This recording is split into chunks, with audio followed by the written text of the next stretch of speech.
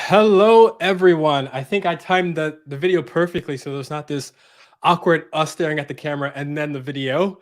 So thank you, everyone, for joining.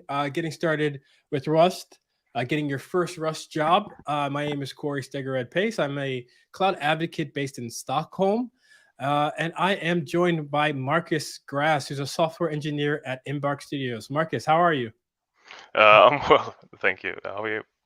Yeah, good, good. So we're both joining from Stockholm, so representing Sweden here. But I would always want to know where everyone else is joining from. And I did this last time, which was pretty successful. I'll give it that. Where I asked also what sort of programming language you're coming from, because obviously I don't think people start with Rust, so everyone's kind of got their background, or maybe they've done some other languages. We had some like pretty interesting ones last time.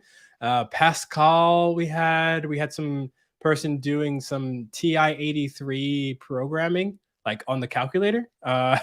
So pretty grab bags full of stuff. So yeah, I want to know where you're joining us from, and also what sort of programming your experience you have, because it seems it's nice that we get such a different community of programmers and different backgrounds getting to Rust. I think the excitement of Rust is so real that people are kind of not jumping ship, but they're joining the Rust Trust in different places. So super interesting to see. Before we actually get to Marcus's presentation, I just wanted to talk quickly about a few things. So we have a little kind of what we call a reactor community growing. Basically, it's a site we're piloting. So you'll probably go to the site and you'll see a lot of me talking to myself, which is really lonely. We need to change that. But I assume everyone here is trying to learn Rust in some capacity, or maybe they're experts and they're just trying to refine your skills. I'm not sure. But I think the best way to learn a new language is to learn together. So I've built this thread in this Reactor community called the Rust Learners Matchmaking. And essentially, if you go to this website, the URL aka.ms Rust Meet, or that QR code, go ahead and join. Let us know like your name or whatever you want to be called, your experience with Rust. I put for lines like advanced beginner. So I'm still feel very new to Rust, but there's so many things going on with it. My previous programming experience is both Python and JavaScript. And then where to contact me. So if you do want to learn with me, if you want to learn with someone else, go ahead and join this Reactor community. You can post there. You can find other people who maybe at the similar skill level or similar background or region, and you can learn together. So it's going to be a really good time. So feel free to join. Let's see what we got here. So we got someone from London doing Go web development. Thank you, Agnes, and thank you, Agnes, for also commenting on the earlier. He's asked a question. He got the VIP question in early. We got C sharp. That's nice. Stockholm and Java on point, right? Marcus says we'll be talking about Java, so Java's here. Lovely. Um, Hola, buona tarde. I guess that is Portuguese, so maybe Brazil. Correct me if I'm wrong, or Portugal. I don't know. And Germany, Java. So some Java developers. So that's good, because we'll be talking. Marcus will talk about some of his transition into Java. Um, this is a part of a series. So if you've been joining us from other workshops that we've done, thank you for following along. We've had a few on just like people talking about real world Rust projects that they've done, as well as I did a session workshop. Was it last week, 2 weeks? I don't know the time these days. Where we talked about some of the Rust basics, or like why myself and my colleague Chris really love Rust. And we have this session now talking more about how to transition maybe from another language. As you can see, a lot of people are doing other programming languages. Maybe they want to do Rust full time, be a professional Rust developer. So Marcus will let you know about all of that in his transition. And then we have the session coming up and on the 16th called Understanding Compile Errors. So Rust has some great error messaging built in, but sometimes it's not always clear on what to do next. So myself and my colleague Ryan, who's a principal Rust developer advocate, so he's like Rust big time, Rust full time, advocating for the growth of Rust within Microsoft as well as the entire community. We will kind of walk through a few different errors and from complexity, from simple to complex, and like how to actually resolve those things or what are the best practices. So feel free to join us. That you can go to that link and join that. But you probably did not come here to hear me talk about other sessions. You probably came here to hear Marcus talk about his journey. So Marcus, I'm gonna go ahead and switch to your screen. I hope you're ready. Yeah, Uh, I don't have a lot up, but you can switch to it, and I'll wow, way to go get with it. people excited, Marcus. Oh yeah, no, there's not a lot on my screen. I don't have a lot of slides, but I'm gonna show some code, so that's what's on the screen. Okay, And it's everyone, get ready for some code. But before we go, we have another Java developer. So, perfect. Here we go. yeah, so you might be able to see that it's IntelliJ. If you've been working with Java, then maybe you're familiar. It's a great idea for Java, and C line, it's kind of C++ equivalent, is great for Rust as well. Now I'm going to use both because I'm going to show some examples of Java and some examples of Rust, and how they differ in what you're able to do. But first off, I'm Marcus. I work at Embark Studios as a Rust developer, mostly doing backend stuff, but I've been all around the stack doing all kinds of things. Rust is very versatile, so you can do like regular microservices work, as you might do with Java, or you can do like game development, like actually making a game engine and programming stuff with graphics in the game. And you can also do some ML stuff, it turns out, but maybe Rust isn't the best suited for that. But more about me, I studied at KTH, the Royal Institute of Technology here in Stockholm. The education was design and product realization, which is actually under the mechanics section. So my only programming I'd done through my education was in MATLAB, and then I went into doing a startup while I was studying, and then we had to have a website and built that with PHP, which was my first like entry into some kind of real programming language where you actually construct programs. So it was a web apps, rebuilt them with Python, really found my love for programming and went to pursue a career in it. So my first real job was when I graduated, and I started to work at the online bank Avanza, which has its entire tech stack in Java, working with microservices. I stayed there for about 2 years before moving along. Then I worked for a short while at an online pharmacy, also a Java tech stack. IntelliJ has presentation mode, I can see. Yeah, okay, I can get to that when we focus in on the code. But yeah, I worked at an online pharmacy for a while. Both these places were pretty security intensive and performance intensive.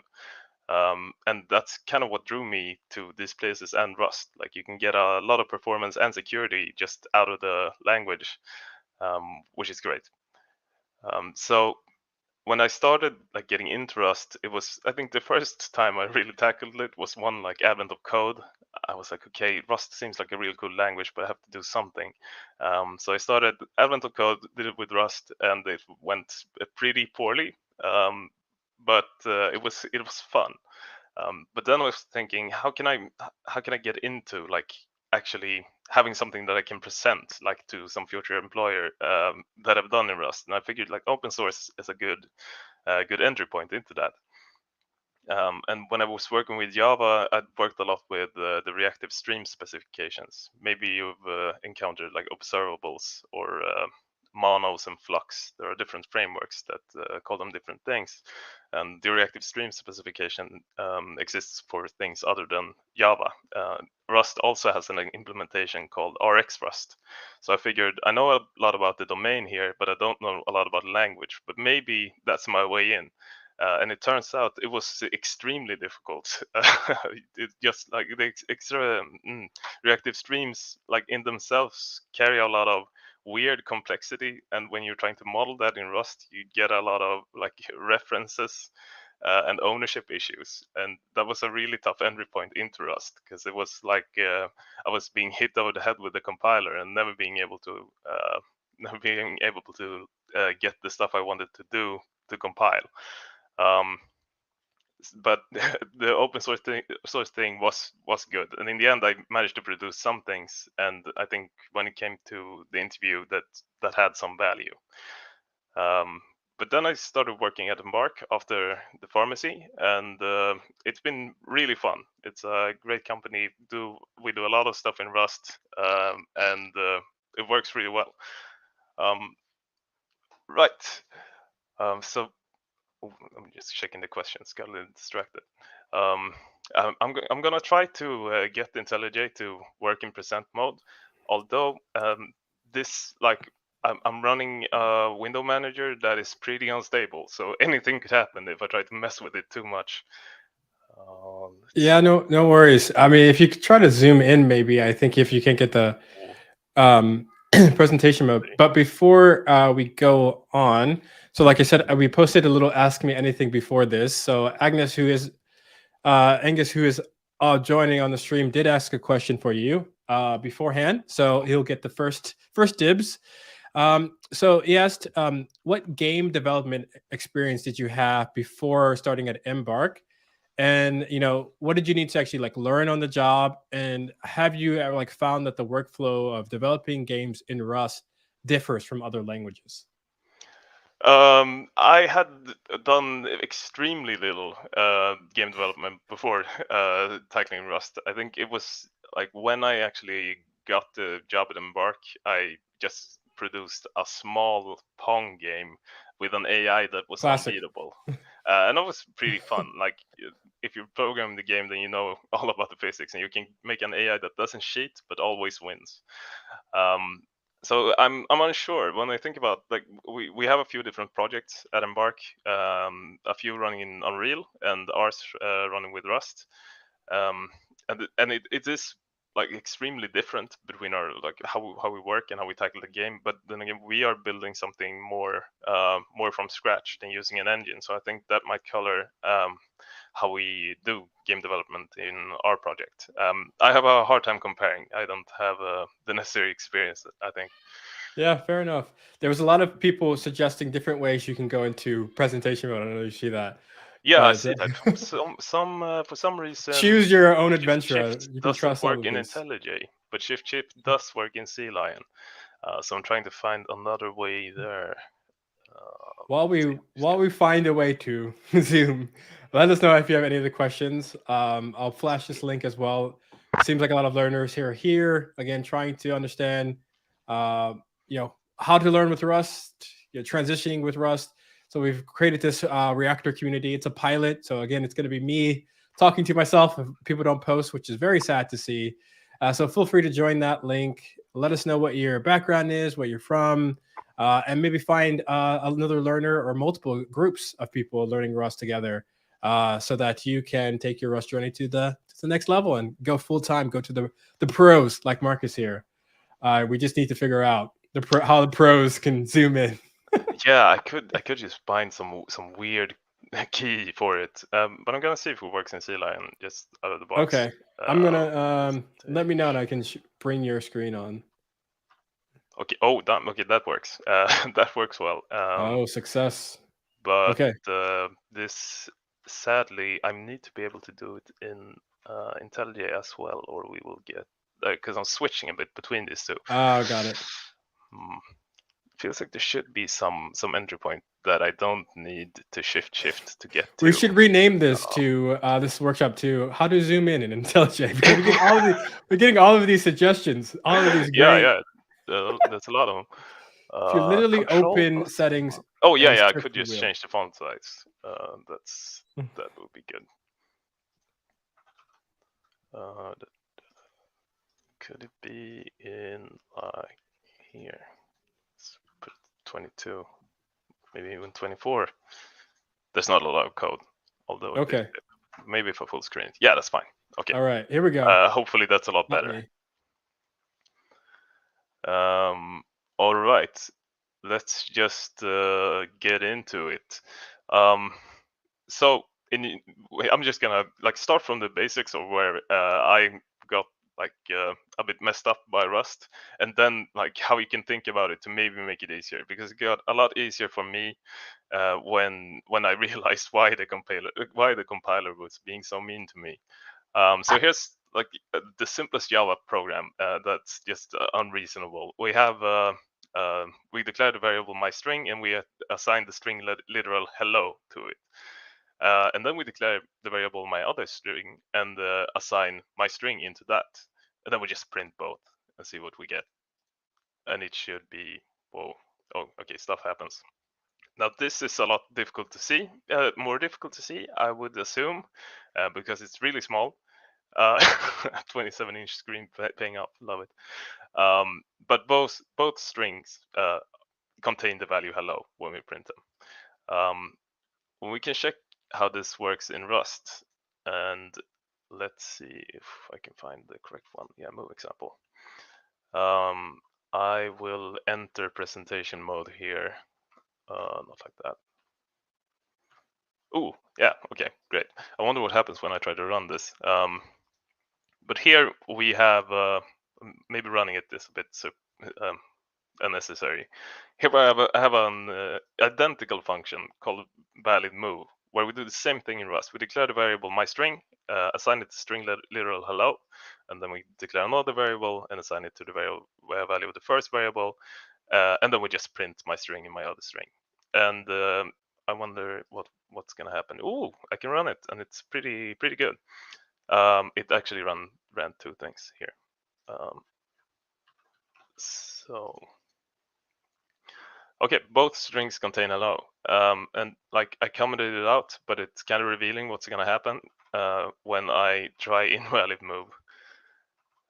So here's another function called invalid move, suspiciously, and we do essentially the same thing. That we have a string we call my string, and then we assign that the value of like a string object. Escape. Does that work? It doesn't work, but it doesn't matter.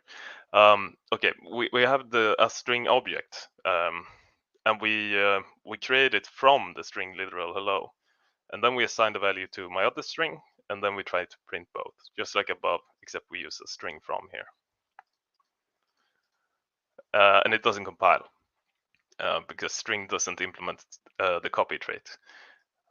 So what's actually happening here is we when we create no, I'm stuck in presentation mode forever. No, but when we create like a string, like big S string, we will put the actual value of the string onto the heap. So we take the string literal hello and we put the bytes and some metadata into the heap. And then when we go to assign my other string, or assign that value to my other string, we have to make a decision. Like we either want to create like a reference to that data, or we want to make a copy of the data and put it in a new variable. And Rust doesn't make that decision for us. But if we tell Rust to what we want, then it will compile. Like if we say we want a reference to that data, then it compiles and works as we expect.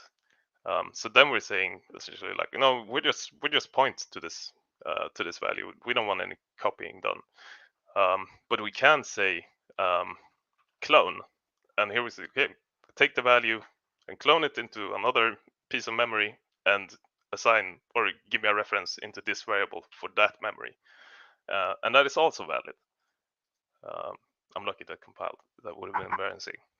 So that's two ways of handling it. When Rust has this built-in concept of copy, which was what the compiler complained about, and those are values that can just be easily duplicated, which is essentially like what we're doing when we're cloning, but cheaper. It's usually or it doesn't involve like a pointer in the background. So like imagine a U16, like a unsigned integer that can be trivially copied. So a lot of the problems you may encounter with Rust is that it demands you to be pretty explicit about what you want to do. You can't. It doesn't make a lot of assumptions for you. But here we're gonna see some of the consequences of using references like that. Another valid move is the name of this function.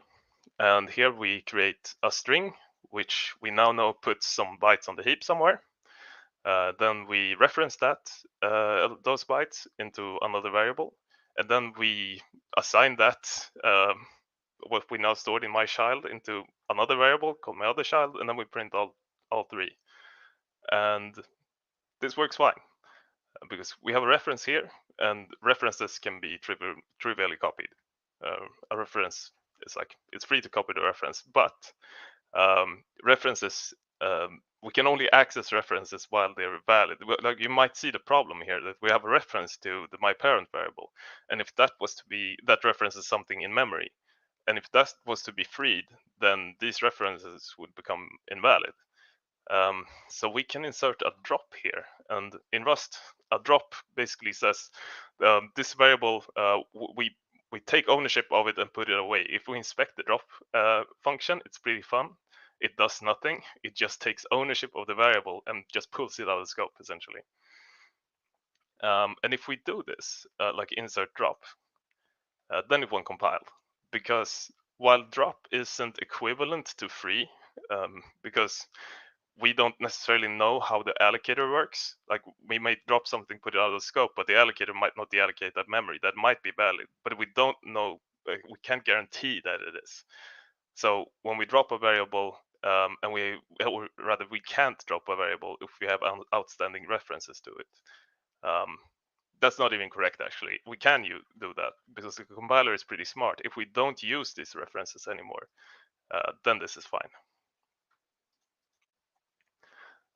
So even though we dropped it and we have some references to it, we're fine as long as we don't try to use them again, because the compiler will then throw an error.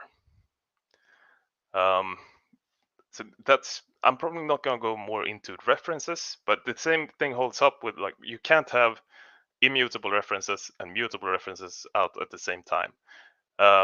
So it would be like, we can do this, like just make it mutable, but we can't do something like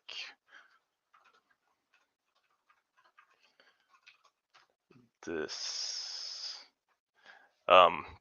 So again, we can have something mutable and have references to it, but as soon as we like exercise that mutability, the compiler knows and will deny us. If we don't use these values anymore, then it compiles and it works. So that's a bit about, like, Rust needs you to be explicit with references. Either you take a reference to a value, or you clone the value, or you copy the value, but you need to do one of them, and anything but copy needs to be explicit. Yeah, when you borrow something, that the value that you get a reference, and what you're referencing needs to be valid as long as you're using the thing that using a reference, essentially. Okay, I'm gonna try to get out of presentation mode, but I figured out that you can do this, like shift exit for the future. Okay, so that was about moves. They're like moves and ownerships. They're a core concept to Rust. But one of the things I ran into when coming from Java was, like, Java does a lot of object orientation. I saw some people with a C# background, so you probably also have a similar background as I did. And in Java, one of the things I like the most is interfaces, because you can just have an interface and you can program against that interface without having an implementation ready. But since Rust and Java requires vastly different levels of having to be explicit with stuff, trying to use Rust traits as you do Java interfaces will be difficult or impossible, depending on what you're trying to do. So here we have an interface, just a cache interface. It has a key and a value, and you can store something here. You provide a key and a value, and you can also retrieve something on a key. And it might give you some value. It's an optional, just like in Rust options. Java has optional, which are essentially the same. So let's implement this on a hash map. So we create a cache impl, which has an inner hash map, and then just a factory method, because that's easier.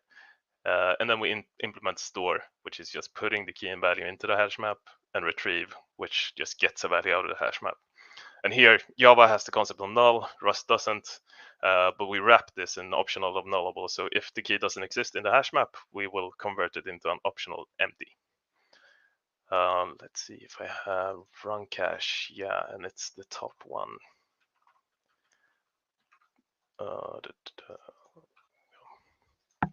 So we just create a cache, store a key, name key, and a value, name value, both strings. Then we go to the cache and retrieve it, and we unwrap just the Java version of unwrap here, and then we print the value, and it should print the value is value. And since the terminal output is tiny, I can reveal to you that the value is indeed value when we print it. Okay, so let's have a look at doing this in Rust. Let's see, enter presentation mode. So I'm going to remove this just to show what's going to happen. We have the same trait essentially.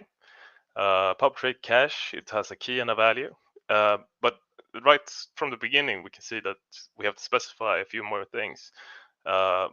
We need to take a mutable reference to self here. So we actually determine when writing the trait, we need to make the decision: should this cache, to modify this cache, do you need to have a mutable reference to it? And that's a pretty big decision, because if you need to have a mutable reference to it, then you probably won't be able to easily share it among threads without, like, anytime you're going to use it, you're going to have to wrap it in some like synchronization primitive. That might be exactly what you want, or it might not be. But the thing is, you have to specify upfront when writing the trait, or make this decision upfront. Secondly, we can see that on the retrieve method, we take a reference to a key. That's also a decision that we had to make. Like, do we take a key? Do we take ownership of the key, or do we just take a reference to it?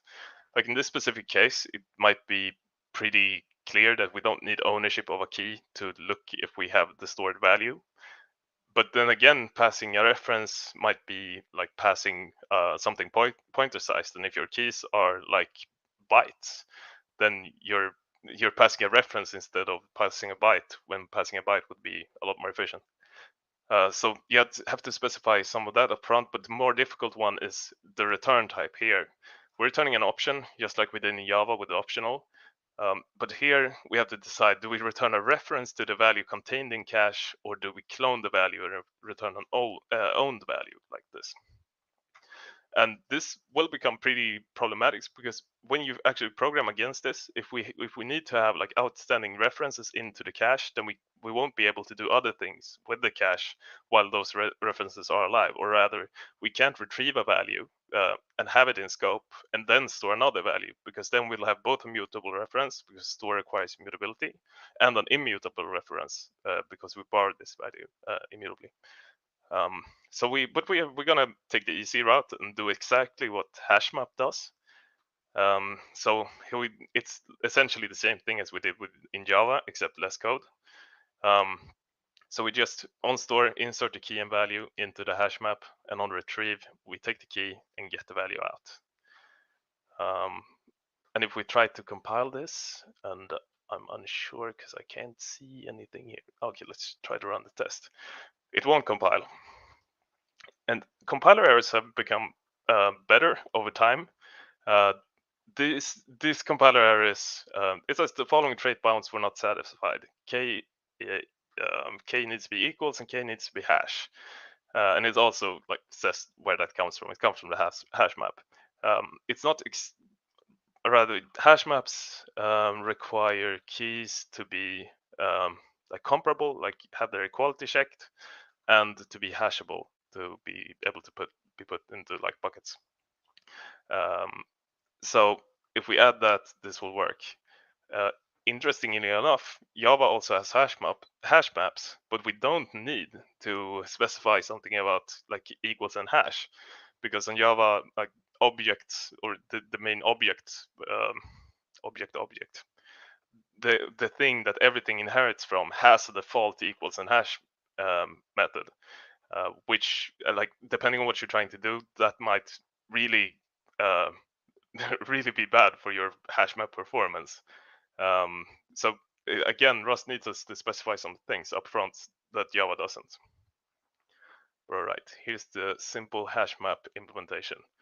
And I was trying to, I was gonna go into more examples of how you can like remove this mutable reference, but still be able to mutate it. We might get back to that, but there's some more interesting stuff to look into. And also, yeah, are there any questions? Why is Rust called Rust? That's pretty good. All right. So I'm gonna exit presentation mode again and go into concurrency, because Rust, a lot of the one big selling point is fearless concurrency, and we'll see how that's true and also how it isn't true, kind of. Let's see. So in Java, there are no guardrails on concurrency, and we will show this by running some really bad code. Full screen it. Okay, so here again, we're gonna use the cache again. It's this time we're gonna make an integer cache.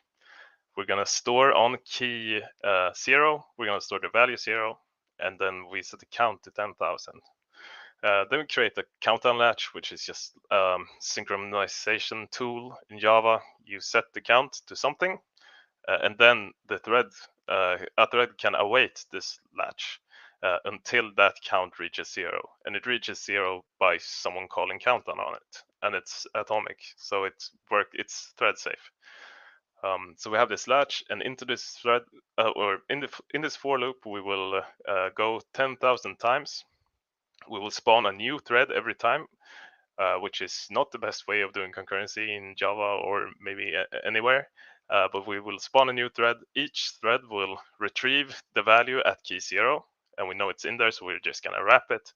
And then we're gonna store on the same key, on 0, we're gonna store that value plus 1. And this is a fairly like apparent race condition. And also interesting, if this would throw an exception, we would hang forever on this latch, because the last thing we do, we don't do any try catch here, we just run through and then try to count down. But we'll try to see what the value will be after running this on a 10,000 loop iteration. It's something like 9,463, 9,529.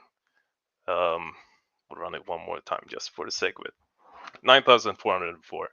All right, so we have a race condition. The compiler is pretty happy with our code here, but it's not good. We'll see what happens in Rust when we try to do something similar. And in Rust, we're just going to use a normal hash map, because why not? It's a bit simpler. So if we've tried to write some code that uses concurrency here, like we have a cache, it's just a hash map, but we call it cache. We do the same thing here. We insert the value 0 at key 0, for 0 to, oh, right, presentation mode, sorry. Oh, this is not good. Okay, good. So until 10,000, essentially, we're iterating. We're spawning a thread on each loop, which will look at the value, or look at the value at key 0, and then it will, on key 0, insert value plus 1, and then it will try to print the results, just like in Java. And this doesn't compile. And the reason it doesn't compile, there's actually a few reasons it doesn't compile. But one of the reasons is that this insert, interesting, this insert specifically, the Rust compiler determined needs to borrow cache for static. And static is a lifetime in Rust. It's a special lifetime, which essentially means until the program is completely torn down, like essentially. So something that's static is like a string literal. We like this. But this is in the code, right? The program will have access to this. This will always be a valid string. We could pass that into a thread. Something else that would be static is something that you have ownership of. So if we just passed the cache into the thread or cloned it, then that would be fine. But obviously, then it wouldn't share state with like we would have 10,000 different hash maps, and each would increment by 1. So this doesn't compile, and the compiler complains that the lifetime wasn't long enough. Oh, one more thing that's pretty important about threading. There are a few things that Rust can't guarantee about spawned threads, or rather, something that you might be able to notice is that we declare the cache at the top of this function, and this cache will go out when this function exits. Then the cache goes out of scope, and it might be deallocated. We have no guarantees that when we exit this function, the cache will still be alive. But we can't say the same about this thread, right? When this function exits, the thread might still be spinning somewhere. Maybe there's a sleep call in here. Duration. So if we were to insert a sleep call, then this function, the containing function that owns the cache, might exit a lot sooner than the thread does. And the application just continues along doing other stuff. And then the thread wakes up and tries to reference a value that was maybe deallocated. And then we have undefined behavior. So that's when we're using threads, this lifetime always has to be static.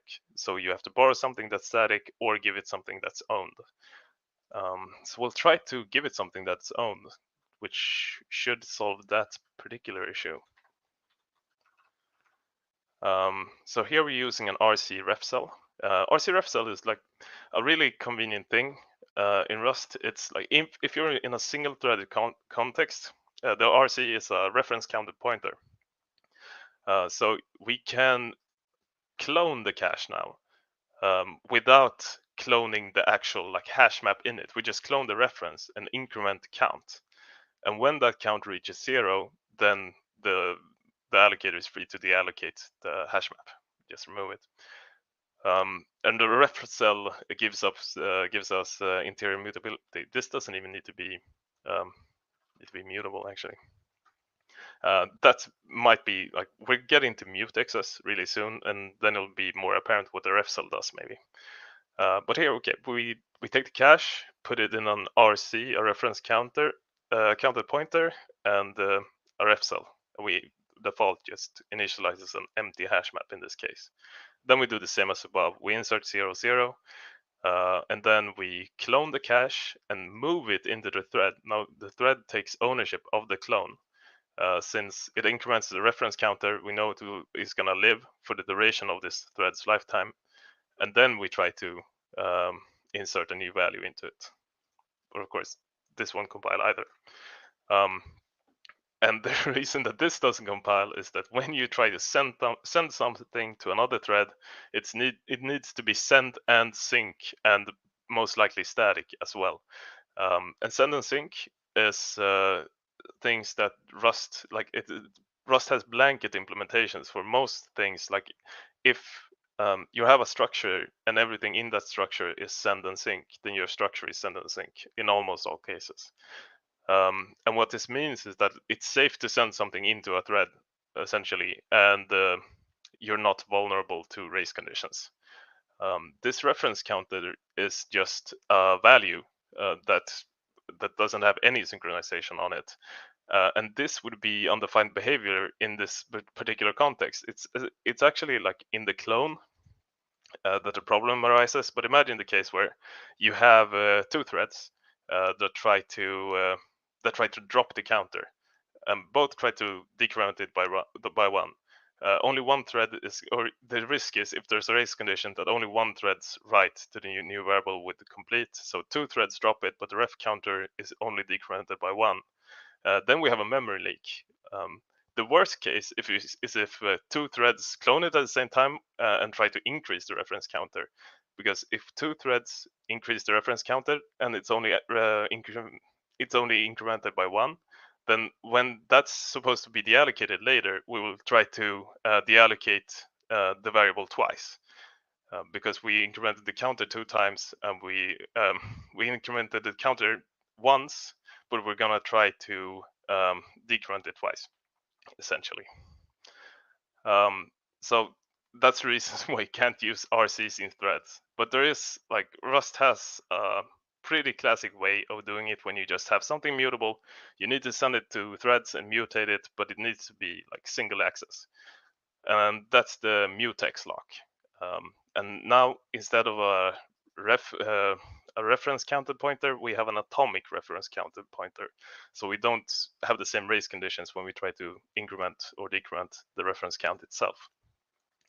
And mutexes in Rust are really nice in a lot of ways. It wraps a specific variable, and then if you want to get exclusive access to it, you need to lock the mutex.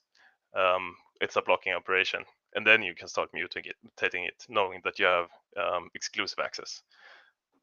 It's a lot nicer when you compare it to something like synchronized in Java or even Java mutexes can be. They're not as clear or simple to use, I think. Okay, so now we have a method that does essentially the same as the other one. We've wrapped it in an arc mutex. I also created this like countdown latch that just waits for a value to decrement, just so it would look the same. Here, because like it's the same as with refsal, when we change like the wrapping types, we need to interact with the hash map a bit differently. So we lock it, then we need to unwrap because it could panic, or yeah, if a previous thread holds a lock and panics, then it gets poisoned. So when we try to lock it in a new thread, we will get results that's an error. But we know that hasn't happened. We just lock it, unwrap it. Now we have exclusive access to a mutable reference of the hash map. And then we insert 0 on 0. For 0 to 10,000, we will clone the cache, clone the countdown latch, because that also needs to live as long as the thread. And then we will lock the cache, check the value at key 0, lock it again, unwrap, insert that value plus 1. Then we count down the latch, just as in Java. We wait for it, just as in Java, and then we print the results. And we will still have the race condition. Because while Rust will kind of help you not commit that a lot of mistakes, it just can't help you with some logic errors, and race conditions are one of them. But what's nice about it is that it's really easy to solve these kinds of issues with the tools that you need to be able to even send stuff into threads. And we're going to get into something called resource acquisition is initialization. If you've been working with C++, you probably encountered it. Like it's a really long acronym that doesn't describe what happens in practice that well, but essentially we can write code that when a variable goes out of scope or is dropped, we will execute some code cleaning up something, like maybe closing a database handle if your like database connection class gets deallocated, something like that. And it is used in the mutex. When we lock a mutex, we get a mutex guard back, and when as long as that guard is in scope, we have exclusive access through the guard. So we're doing the exact same thing, but in the thread we lock the mutex and we have a guard, and as long as this guard is in scope, we have exclusive access. So then we use the guard as a reference to the hash map, get the value, increment it once, count on the latch, and then here when guard goes out of scope, we will unlock the mutex. And now we'll see if it won't work, and it will. So that's a bit of concurrency, a bit of RAI or resource acquisition is initialization. Arc mutex is a fairly common pattern in Rust. You'll encounter it a lot because it's a pretty simple way of making mutable references thread safe. It's not necessarily the best way. Sometimes you could do a lot simpler, like with the countdown latch. That's just an atomic usize, which is an atomic variable, because I know I'm just gonna count something down, and then I just actually this counts up, so it's kind of confusing when you look at the code, but it goes from 0 up to count, and then we just busy wait on the thread that's supposed to block. Like while this value is less than count, we will just spin, which is not the great best way of blocking, but for this example, it's fine. Yeah, all right. Arc mutex resource acquisition is initialization. Oh yeah, one thing that like maybe you've ran into Clippy, which is a Rust linter, which is really good. It'll find a lot of issues. Maybe it would find that race condition. I don't think so, but it will a lot of the times find deadlocks because it's pretty easy to create deadlocks in Rust. Like an extremely simple way would be just to try to lock the cache again here. I think that would compile actually. No, it wouldn't. That's pretty good. All right, it's the clone. We don't have ownership of that variable, but we have a yeah. Okay, now we have a deadlock because we lock the guard here and then we try to lock it, or we lock the cache here and we try to lock it again. Clippy will find these kinds of mistakes for you, but the regular compiler won't. So that could be good to know. All right, we're gonna look at, I think the last example, yeah, is like code crimes in Rust. There are code crimes in Rust and the code crimes in Java, and they're pretty funny and horrible if you were to run into them. So we're gonna have a look, and this one comes out of Java having optional or Java having null, whichever way you want to see it. Here we have we have some bytes on the stack here. We have a byte array. This is actually hello, but the bytes for it. And then we have this suspicious method called extract UTF-8, and it returns an optional string. So it's pretty reasonable to assume that this method will, if it's valid UTF-8, return a string, and if it's not valid UTF-8, it will return none, or empty in Java's case. But if we run it, we will get a null pointer exception. So if we look at implementation of this, it just returns null. And you can do this and the compiler won't complain. This is IntelliJ complaining because IntelliJ is a really good IDE, and will be mad that I do this. And also it will complain here where I use it. But the compiler is like, it's perfectly fine with me doing this. No warnings, no nothing. There is an equivalent in Rust that the compiler could do something about. Okay, it's here. So here we have a kind of equivalent function. We have some bytes. You can declare bytes like this in Rust. You just put a B in front of a string and it will get you a U8 array. It's actually a reference, yeah. And then we have this method called extract UTF-8 from my maybe UTF-8, and it will return a result that is either a string or a from UTF-8 error. So we can reasonably assume that if you can turn these bytes into UTF-8, then we'll get a string back. If you can't, then we'll get an error back. So we check if the result is okay. I mean, if it's not an error. And if it's not an error, we print the string. And if we run it, we panic. And we get, didn't see this coming, did ya? Because extract UTF-8 just panics. And this is not a compiler error either. Like, we're breaking a pretty core concept of API creation, using results and then panicking, but nothing in the language prevents us from doing it. But there could be something that prevents us from doing it, just like we do with the asynchronous functions or unsafe functions in Rust.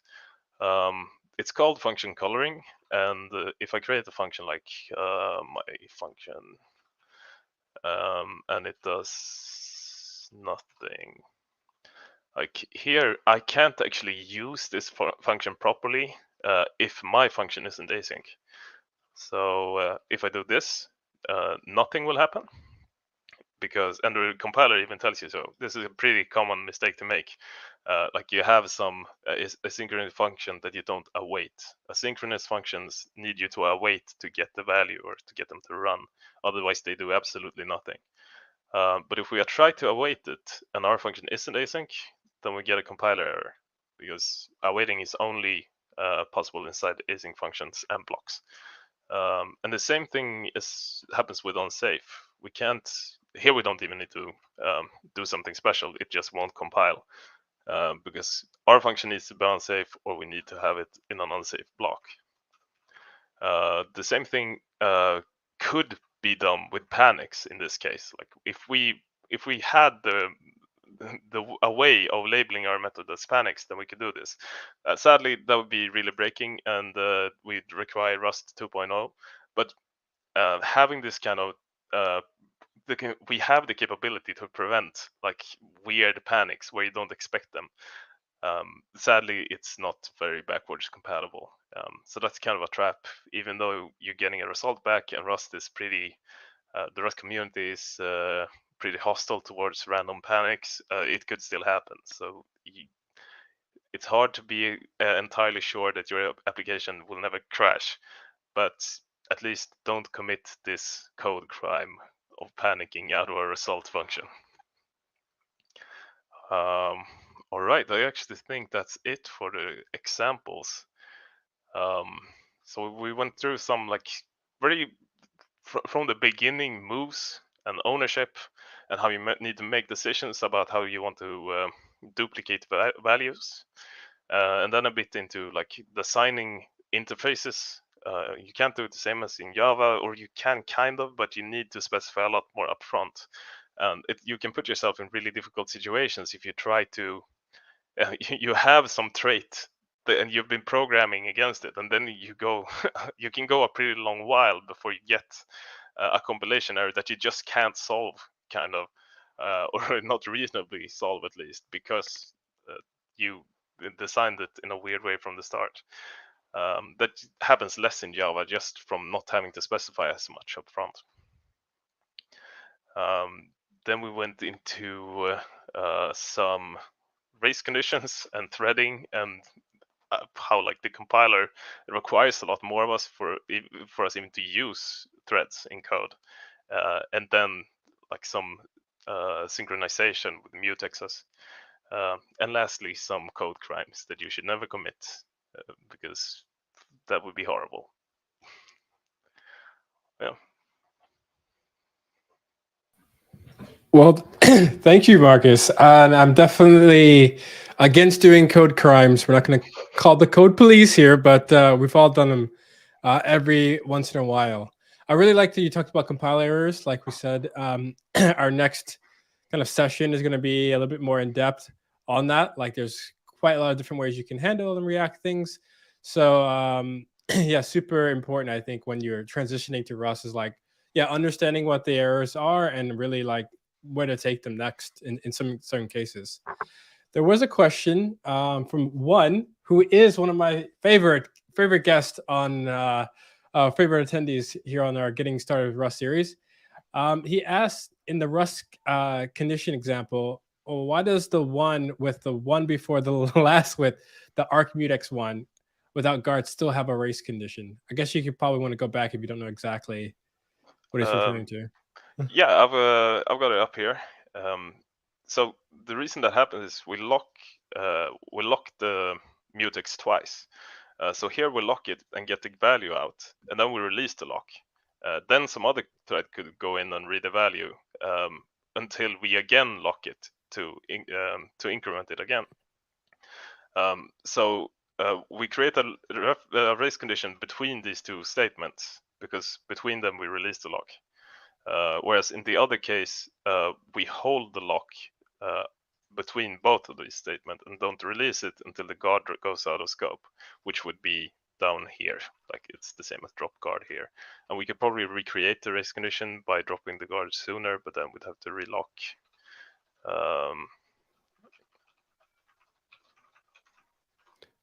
Are you? I should show you. I'm gonna show you. I did not showing your code, but I didn't know you're. Okay. I can hear your keyboard now. I can hear your keyboard. Yeah, I was yeah, like, yeah. oh no. All right.